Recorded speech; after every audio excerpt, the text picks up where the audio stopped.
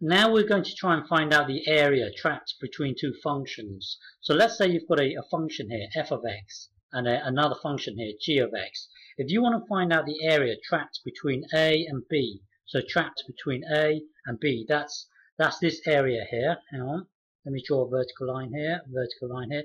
If you want to find out this area here, then it's really the integral from a to b of, well, the way we would normally do this is to split everything up into rectangles. So here you've got a rectangle here, and then the thickness of this rectangle here, is dx. And what is the height of this rectangle? Well, the height of this rectangle would be the height from here all the way up to here, which is f of x.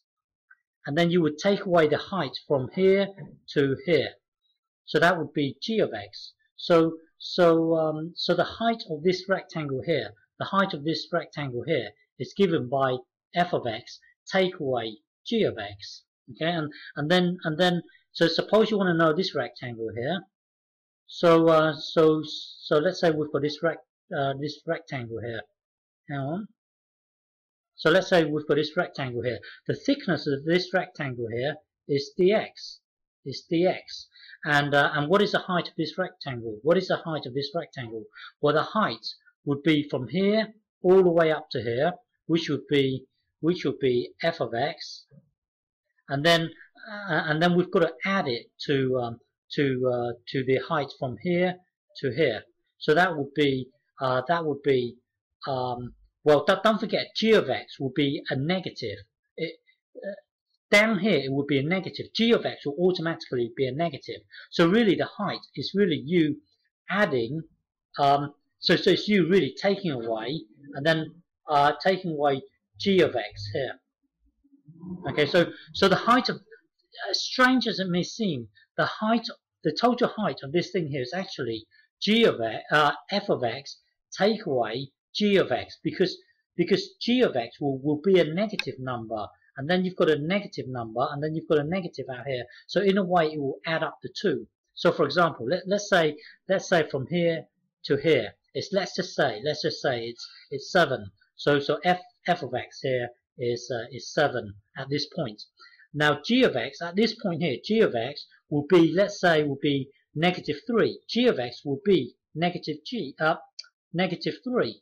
So now what is the height? What is the total height from here down to here? It will be f of x take away g of x, because look at this here. Going back to here, it would be the height here, which would be f of x, which is 7 here, and then take away g of x, take away g of x here. But g of x is negative 3.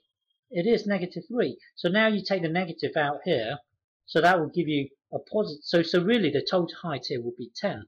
The point I'm trying to make here is that, strange as it may seem, that the total height here is actually f of x take away g of x. Okay, and then suppose the strip is over here somewhere.